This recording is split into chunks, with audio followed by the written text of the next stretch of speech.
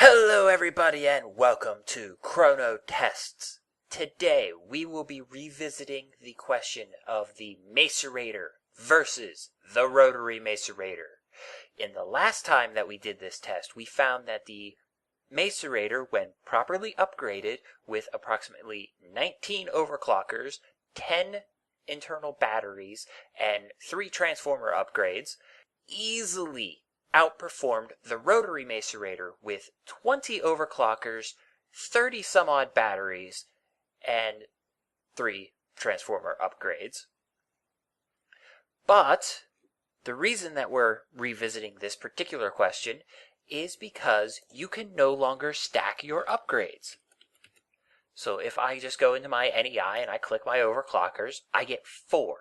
If I click them again, I get another stack of 4. You can only stack these 4 high. So in here I have as fully upgraded a Macerator as I can get.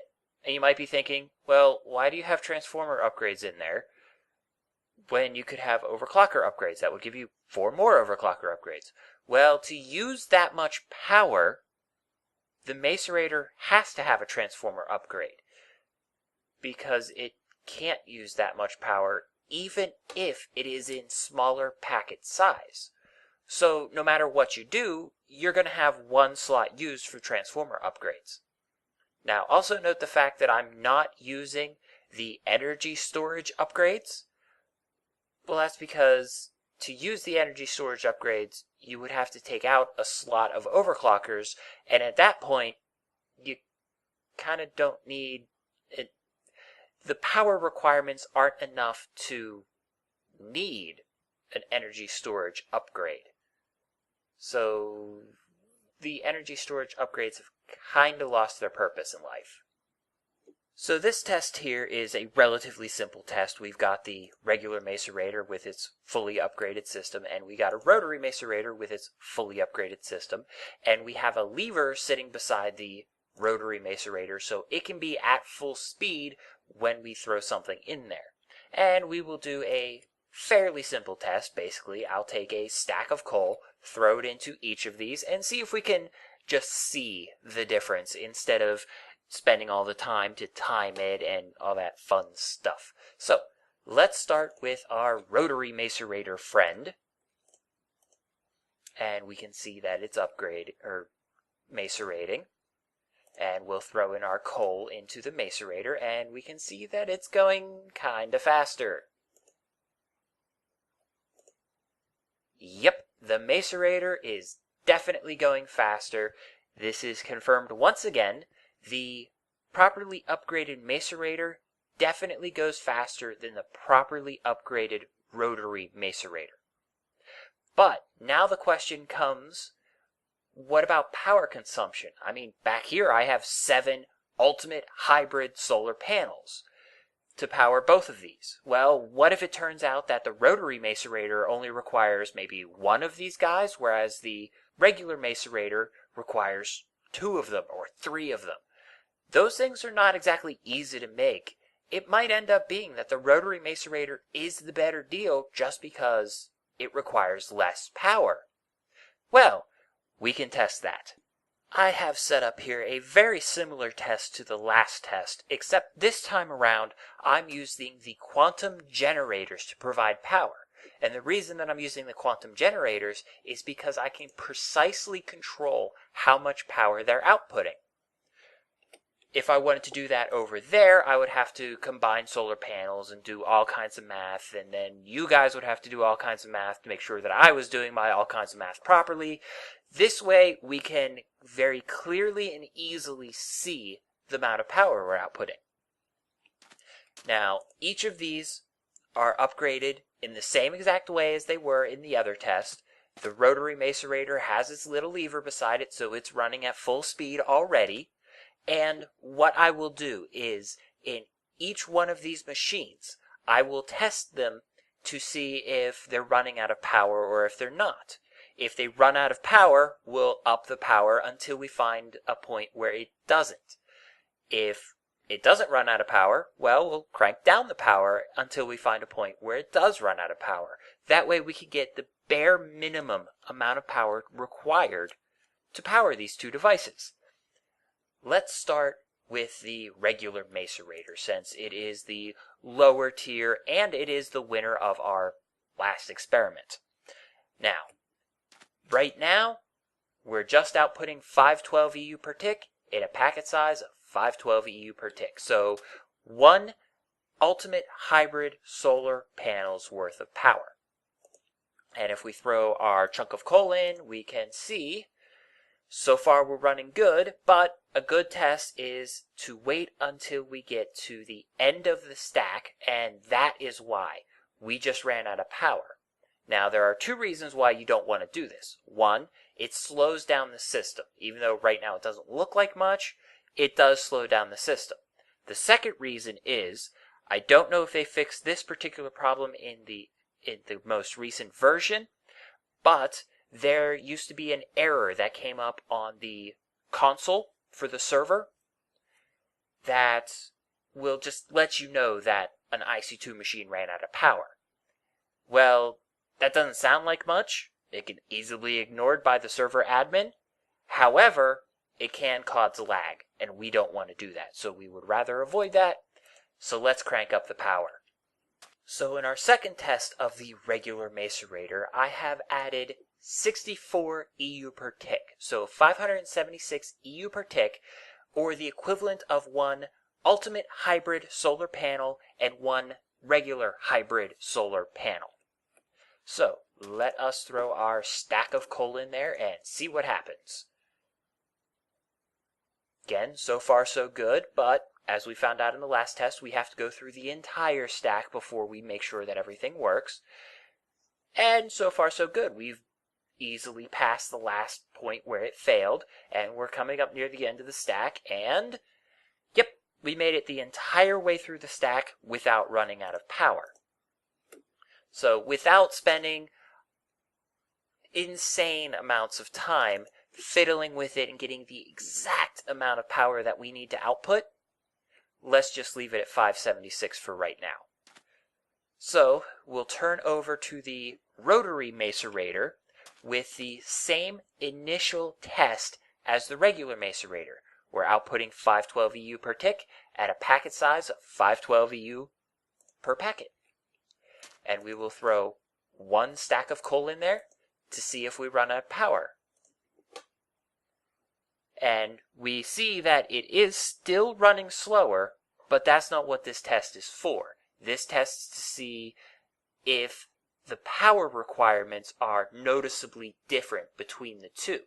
And we've already passed the halfway mark, which has already surpassed the regular Macerator. But if we still run out of power before the end of the stack, we're still going to have to crank it up. But we have reached the end of the stack, and we don't have any power needs. So let's turn it down. So in the second test with the Rotary Macerator, I have set the quantum generator to output at 448 EU per tick, which is basically the equivalent of an ultimate hybrid solar panel minus a hybrid solar panel. So 512 EU per tick minus 64 EU per tick. Now I cranked down the max packet size just to make things easier. That way we don't have to worry about it hesitating while it's trying to do math, while it's trying to output a 512 EU per tick packet, but it can't because we're only at 448. So I did crank that down. However, the average will still be 448 EU per tick, so it shouldn't actually hurt the test. And let us throw a chunk of coal in. And so far so good. I mean, we're not running out of power, but of course, we've got to wait, just like we did in the last sets of tests. And we're nearing the halfway mark, and we've passed the halfway mark easily with the Rotary Macerator. So we're already 128 EU per tick less than the regular Macerator. So there might be some teeth to this so far. There might be a very good reason to use the Rotary Macerator over the regular Macerator, because power generation in IC2 is not easy, especially if you have GregTech. So in our third test of the Rotary Macerator, I have cranked it down by another 64 EU per tick, and we are now at 384 EU per tick, but we're still at the 256 max packet size. So, let's try this again. And so far, we're not noticing anything. Once again, this is so far turning out to be exactly the same as the last test, but I guess we'll see. And we're passing the halfway mark, and we're still ahead of the regular Macerator. And we're very quickly approaching the end of this particular test, and we're still not running out of power, and we made it the entire way. So in our fourth test, we have cranked it down to the blatantly obvious, the 256 EU per tick at a max packet size of 256. Now, this is the equivalent of 4 hybrid solar panels worth of generation power, or half of an ultimate hybrid solar panel. So, let's give this another try. And so here we go with our fourth test, and so far, again, so good. We're not running out of juice yet. We're approaching the halfway mark, and we're past the halfway mark, so we are still ahead of the regular Macerator. And this is at less than half of the power requirement. So I think so far we're doing pretty good. But we want to keep going. We want to see exactly how little power this thing actually requires. So in our fifth test, we'll do a dramatic change just so we can see if we can do this just a little bit faster.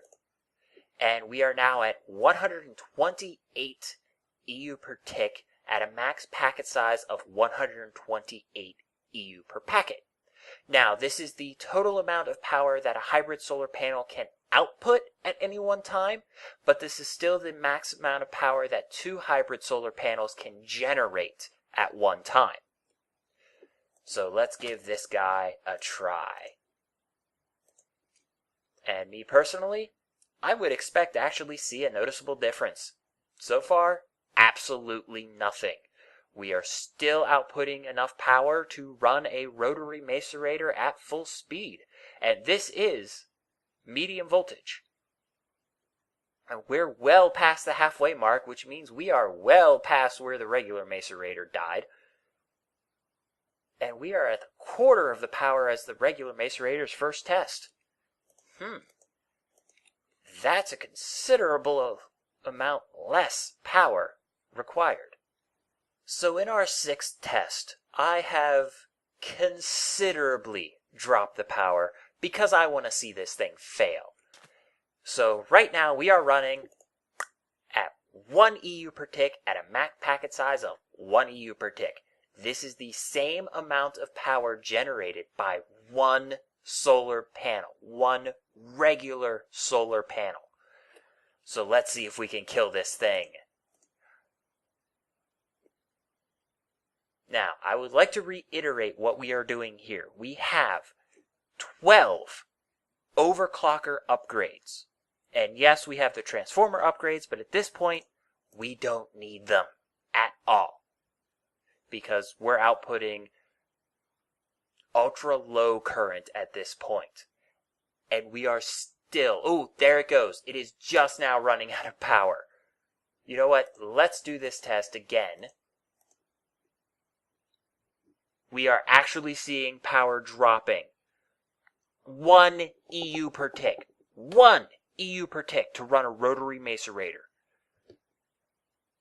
So either this thing requires so much less power than a regular macerator, or this thing has an insane internal battery, which can easily be tested by letting this thing stop doing what it's doing, turning off the macerator and letting this spin down, and seeing how long this takes to recharge itself.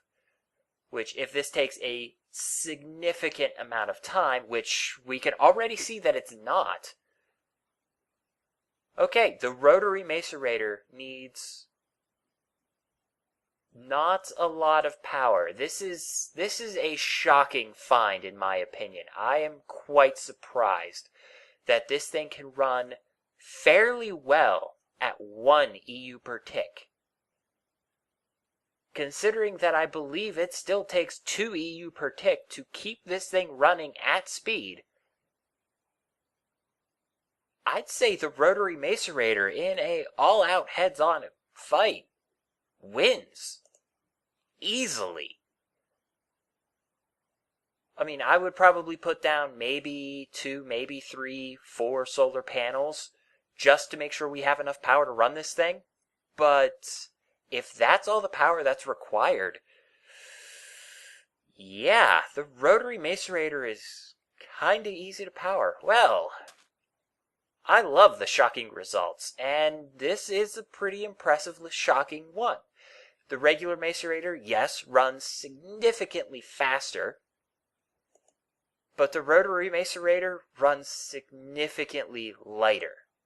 We need significantly less power to run the Rotary Macerator than the regular Macerator. So, with that absolutely shocking result, I bid you adieu and say, as always, keep playing the game and have fun.